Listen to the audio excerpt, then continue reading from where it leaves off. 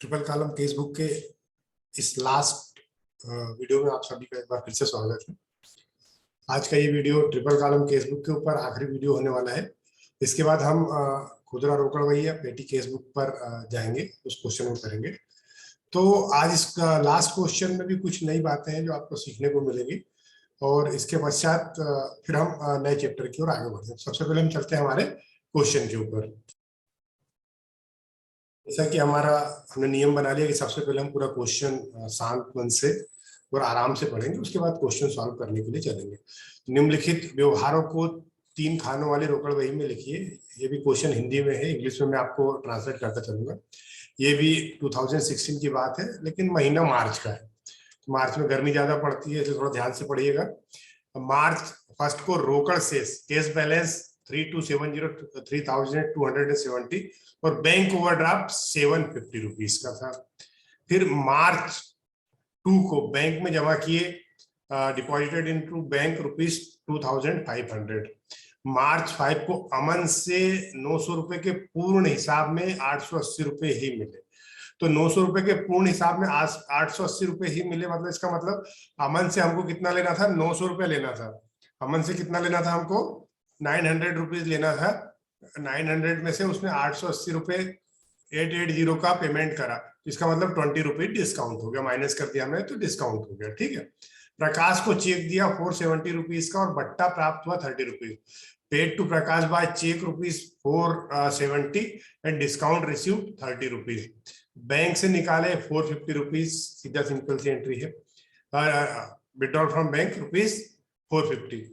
सुनील से 750 रुपए का चेक प्राप्त हुआ, जिसे बैंक में जमा कर दिया, तो सेम डे बैंक में जमा कर दिया तो बैंक की एंट्री हो जाएगी। दीपक से चेक प्राप्त ₹630 रुपीज, कटौती दी 20 रुपीज, चेक बैंक में भेजा गया, सेम डे को भेजा गया तो सीधी बैंक में एंट्री हो जाएगी। और वेतन दिया 300 रुपीज। अब ये नहीं बोला कि नगद दिया उधार दिया तो नगद मानेंगे, किराया चेक से दिया, चेक से बोला है। पेड बाय चेक ₹150 तो मान लेंगे चेक से। और बैंक ने 20 रुपए सेवा शुल्क लगाया, तो बैंक ने सेवा शुल्क लगाया तो इसकी क्या एंट्री होगी? बस एक छोटा सा पॉइंट था इसलिए इसको मैंने लिया। चलिए आइए क्वेश्चन पे चलते हैं। वैसे क्वेश्चन इजी है, आधे स्टूडेंट जो आप पढ़ रहे होंगे तो आपको देखते समझ में आ गया होगा, लेकिन चलिए फिर भी इसको सॉल्व करने की कोशिश करते हैं। तो 2016 मार्च 1 को सबसे पहले टू बैलेंस बीटी कितना है? केस बैलेंस है, केस के कॉलम में जाएगा 3270 और बैंक के कॉलम में जाएगा कितना? 750।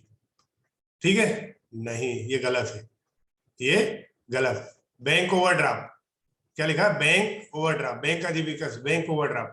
तो बैंक अगर ओवरड्राफ्ट है तो क्रेडिट साइड आएगा। पिछले क्वेश्चन में भी मैंने आपको बताया था और आज और समझा देता हूं, है ना। तो यहाँ पे सेम डेट मार्च 1, लेकिन यहाँ पे बाय बैलेंस बीडी। ठीक है, कितना? बैंक में जाएगा 750। क्यों जाएगा? अब देखिए, दोनों को पीछे समझाए तो लास्ट क्वेश्चन है, इसलिए थोड़ा सा टाइम लेके समझाता हूं। कोई भी एसेट्स, बैंक और केस जो है वो लिक्विड एसेट्स होती है। आपने पिछले मेरे वीडियो में जब मैं एसेट्स लायबिलिटीज का बता रहा था तब मैंने समझाया था कि कोई भी एसेट्स, जैसे केस है और बैंक है, दोनों एक एसेट्स का पार्ट है। एसेट्स मतलब सीधी सी बात है, जिनसे हम बेच के रुपया इकट्ठा कर सके, वो सब एसेट्स होती है। तो ऑलरेडी जो रुपया है वो आप अपने आप में एसेट्स है, लेकिन लिक्विड एसेट्स है। तो जब भी ये बढ़ेगा, इसमें पैसा आएगा, जब भी पैसा, मतलब बैंक या केस दोनों की बात कर रहा हूं, पैसा मतलब अमाउंट की बात समझ लो। जब भी अमाउंट केस का या बैंक का बढ़ेगा तो डेबिट साइड आएगा, डेबिट साइड मतलब ये साइड, रिसिप्ट साइड, और कम होगा तो क्रेडिट साइड आएगा। तो बैंक ओवरड्राफ्ट क्या होता है? बैंक में पैसा आपका जो जमा था उससे कम हो गया, माइनस में चला गया। तो माइनस में चला गया मतलब बैंक ओवरड्राफ्ट हो गया। बैंक से आपने एक तरीके से लोन ले लिया या उधार ले लिया, तो वो आपकी लायबिलिटीज हो गई। तो इस तरीके से ये क्रेडिट साइड पे आ जाएगा। इसके बाद बैंक में जमा किए, तो देखिए बैंक में जमा करना पड़ता है क्योंकि आपका ओवरड्राफ्ट हो गया। तो मार्च 2 कई बार होता है, देखिए क्या होता है कि मार्च, कई बार समझिए इस बात को मैं समझा देता हूँ एक बार, कि कई लोग सोचते होंगे कि ओवरड्राफ्ट तो हमेशा ओवरड्राफ्ट रहता है, लेकिन कई बार क्या होता है कि जब आपके बैंक से संबंध अच्छे हो जाते हैं, रिलेशन अच्छे हो जाते हैं, तो उस कंडीशन में कई बार आपका जब चेक लगा रहता है, तो अगर आप अच्छे व्यापारी हो और आपका डेली का ट्रांजेक्शन चलता है, तो बैंक क्या करता है कि आपके चेक को अगर अमाउंट कम है तो रोकता नहीं, लेकिन आपको एक इंफॉर्मेशन दे देता है बाय टेलीफोन या जैसा भी उसका सिस्टम है कि आपका ये चेक हम पास तो कर रहे हैं, लेकिन आपका ओवरड्राफ्ट हो गया है, तो प्लीज ये पैसा बैंक में जमा करा दीजिएगा, शाम तक करा दीजिएगा, कल सुबह करा दीजिए। उनको मालूम है कि जमा हो जाता है। ये चीजें होती है, और बड़े स्तर पे अगर जब ऐसा होता है तो वो घोटाले हो जाते हैं, लेकिन होता है, आप सब जानते हो कि ऐसा होता है। तो बैंक में जमा किया तो बैंक बढ़ गया, क्या हो गया, बैंक बढ़ गया। बैंक में जमा करने का मतलब है कि बैंक की एसेट्स बढ़ गई। तो यहाँ पे मार्च टू क्या जमा किया, केस जमा किया ना बैंक में, तो टू केस अकाउंट कितना जमा किया बैंक में, 2500।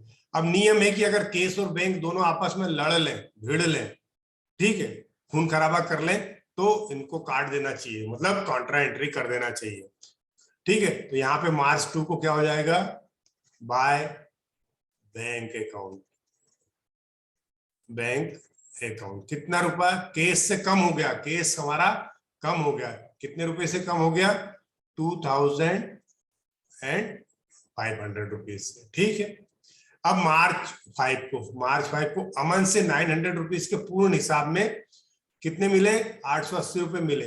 अब कैसे मिले, नगद, उधार, कैसे, क्या, चेक से, कुछ नहीं लिखा, इसका मतलब केस मिले, तो केस मिले मतलब केस बढ़ गया, तो डेबिट साइड आएगा। डेट मार्च 5 टू अमन, अमन के आगे अकाउंट नहीं लगाएंगे क्योंकि नाम के आगे हम कभी भी अकाउंट शब्द नहीं लगाते। तो 900 के हिसाब में कितने मिले, कहां पे, केस मिले, तो केस वाले कॉलम में आ जाओ, गलती मत करो भाई। 880 रुपीज, कितना, 880 रुपीज, और इसको डिस्काउंट कितना हो जाएगा, मैंने पिछले निकाल के बता दिया, 20 रुपीज का डिस्काउंट। और 900 में से 880 माइनस करेंगे तो 20 रुपीज का इसको डिस्काउंट हो जाएगा। कहां से निकाला मैंने, ये देखिए 900, 880 माइनस करेंगे 02 20 रुपीज, ठीक है, 20 रुपीज का डिस्काउंट हो गया। फिर मार्च 8 प्रकाश को चेक दिया 470 का और बट्टा प्राप्त हुआ 330 रुपीज। तो चेक दिया मतलब पैसा बैंक से कम होगा, तो इस साइड आ जाएगा। मार्च क्या है, 8 बाय प्रकाश। अब अमन के आगे नहीं लगा तो प्रकाश के आगे भी नहीं लगा सकते क्योंकि नाम है। तो बैंक से दिया तो बैंक में चला जाएगा 470 रुपीज, लेकिन डिस्काउंट दिया है, डिस्काउंट प्राप्त हुआ है हमको, डिस्काउंट प्राप्त हुआ तो कितना, 30 रुपीज के सामने आ जाएगा, ठीक, ये हो गया। मार्च 17 को बैंक से निकाले, मार्च 17 को बैंक से निकाले 450, बैंक से निकाले तो केस बढ़ गया, तो केस बढ़ गया तो डेबिट साइड सबसे पहले, तो क्या है डेट, मार्च 17 टू, कैसे बढ़ गया केस, देखिए उसका कारण लिखना पड़ता है क्योंकि बैंक से निकाल, देखिए यहाँ केस, यहाँ अमन, ये अमन से मिले ना तो कारण लिख दिया अमन, यहाँ बैंक से मिले तो बैंक में लिख देंगे, लेकिन बड़ा क्या है, केस, तो केस में आ जाएगा कितना, 450। अब चूंकि मामला केस और बैंक का उलझ गया तो कॉन्ट्रा एंट्री करेंगे, तो कॉन्ट्रा एंट्री करेंगे तो यहाँ पे भी हमको मार्च 17 बाय कैश अकाउंट, कितना बैंक से माइनस हुआ तो कितना, 450। अब गलती ये होती है कि कॉन्ट्रा एंट्री उस तरफ तो लिख दिया, इस तरफ भूल गए, तो इस तरफ भी दोनों तरफ कॉन्ट्रा एंट्री लिख दीजिए, ठीक है। ये गलतियों को सुधारते चलना है अपने को। फिर इसके बाद मार्च 18 को सुनील से 750 रुपए का चेक प्राप्त हुआ जिसे बैंक में जमा करा दिया गया, सेम डे बैंक में जमा करा दिया तो एंट्री होगी यहाँ पे, लेकिन डेट उसकी आएगी मार्च 18। किससे प्राप्त हुआ, सुनील, कितने रुपए का चेक प्राप्त हुआ, 750 रुपीज का, और तो कुछ है नहीं, जिसे बैंक में जमा करा दिया, तो बैंक में सुनील से मिला, बैंक में जमा करा दिया, बैंक बढ़ गया, सीधी सिंपल एंट्री। दीपक से चेक प्राप्त हुआ 630 रुपीज का और कटौती थी 20 रुपीज, ठीक है। तो यहाँ फिर मार्च 21 टू दीपक, टू दीपक। कितने रुपए का चेक प्राप्त हुआ है? 630 रुपीज का, और कटौती दी 20 रुपीज। ठीक है, मतलब दीपक से 650 रुपीज लेना था, लेकिन उसने 630 रुपीज दिए, तो 20 रुपीज को कटौती दे दी। अब चेक प्राप्त हुआ तो चेक में बैंक में बढ़ जाएगा, और क्यों प्राप्त हुआ? दीपक ने दिए हैं इसलिए। ये तीन चीजें क्लियर होना चाहिए आपकी एंट्री से, आपको भी समझ में आना चाहिए। जब आप अकाउंटेंट बन जाएंगे तो आपको भी ये समझ में आना चाहिए। ठीक है, और बैंक फिर मार्च 30 को वेतन दिया 300 रुपए। अब कैसे दिया है पता नहीं, तो हम मानेंगे नगद दिया। तो इस तरफ आ जाइए, पेमेंट जैसी पेमेंट हो तो पेमेंट साइड आ जाओ धाड़ देने से, कुछ सोचने की जरूरत ही नहीं है। उसके बाद सोचेंगे कि केस की बैंक, तो बाय क्या है? वेतन, सैलरी अकाउंट, पेमेंट साइड आ गए। अब सोचो कि केस की बैंक, तो नहीं लिखा कुछ, इसका मतलब केस, तो 300 रुपीज, 300 रुपए केस में लिख दिया। किराया चेक से दिया, दिया मतलब पेमेंट, तो पेमेंट साइड 150 चेक से दिया है, ठीक है कर देंगे हम। कब? मार्च 30 को, तो बाय रेंट अकाउंट, किससे दिया? चेक से दिया, 150, ये बैंक वाले कॉलम में आ जाएगा। बैंक ने 20 रुपए सेवा शुल्क लगाए। अब बैंक ने सेवा शुल्क लगाया तो क्या लिखें? तो बैंक चार्जेस लिखते हैं इसके लिए, तो यहाँ पे हम लिखेंगे मार्च 31। अब बैंक ने सेवा शुल्क लगाया, मतलब एक तरीके से बैंक ने पैसा काट लिया। सेवा शुल्क लगाने का मतलब है कि आपके अकाउंट में जितने भी पैसे थे उसमें से बैंक ने 20 रुपए काट लिए। मैसेज आते हैं आपका, अगर बैंक अकाउंट होगा तो कुछ ना कुछ काटते रहते हैं, उनकी आदत है। ब्याज देने के साथ तो सेवा शुल्क काटते हैं, आजकल फ्री में कुछ भी नहीं मिलता। तो बैंक ने काट लिया, मतलब आपके बैंक अकाउंट से कम हो गए, यानी एक तरीके से आपने बैंक को पेमेंट किया है उसकी सेवाओं के बदले में। तो ये पेमेंट साइड आएगा, और इसका नाम होगा, क्या नाम होगा? क्यों लिख रहे हैं हम? क्योंकि बैंक चार्जेस लग गए, बैंक चार्जेस अकाउंट। ठीक है, कितने रुपीस? 20 रुपीज। तो एक ये पॉइंट था जो आपको समझाना था, इसलिए इतना बड़ा क्वेश्चन समझाना पड़ा, लेकिन चलिए इसका फायदा ही होता है। तो अब हमको अगले पॉइंट पे क्या करना है? इसका टोटल करना है, क्योंकि ट्रांजेक्शन हमारे पूरे हो गए, तो हमको ये 3 कॉलम का टोटल करना होता है। ये तीनों कॉलम का टोटल करना होता है, दोनों साइड का। ठीक, तो सबसे पहले हम डिस्काउंट साइड का टोटल कर लेते हैं। तो 40 रुपीज, क्योंकि इसका हमको बैलेंस कभी नहीं निकालना होता, और यहाँ 30 रुपीज। ठीक है, हो गया। अब यहाँ का केस का टोटल कर लेते हैं, तो केस का टोटल मैंने आपके लिए करके रखा है। तो 4600 इधर का टोटल आएगा। अब यहाँ पे 4600 और 25 प्लस 300, 2800, ये यहाँ का टोटल, ये दोनों का। ठीक है, तो इसको टोटल करके इसमें से माइनस कर देंगे, तो 008 और 1, 1800। तो बैलेंस कितना आ जाएगा? मार्च डेट क्या आएगी इसकी? मार्च 31 बाय बैलेंस सीडी। कितना? केस वाले कॉलम में किसका निकाला अभी हमने? केस का। तो केस वाले कॉलम में 1800 बैलेंस आ जाएगा। इसका टोटल कर देंगे तीनों का, तो 4600। देखिए ये टोटल लिख दिया मैंने, लिख दिया, लेकिन आपको करके देखना है इसका टोटल। बैलेंस निकालने के बाद एक बार फिर से इसका टोटल करके देखना कि ये आ रहा है कि नहीं। ये दोनों साइड अगर बराबर नहीं तो कहीं ना कहीं गलती है। कैसे गलती पकड़ आती है? वो इसी तरीके से पकड़ में आती है। अब बैंक की बात करें, तो बैंक में देखिए, अब मोटा मोटा देखने पे बैंक को आपको देखना होगा, या फिर एक काम कर सकते हैं, बैंक में दोनों तरफ का टोटल लगा लेते हैं। तो इधर का टोटल कितना है?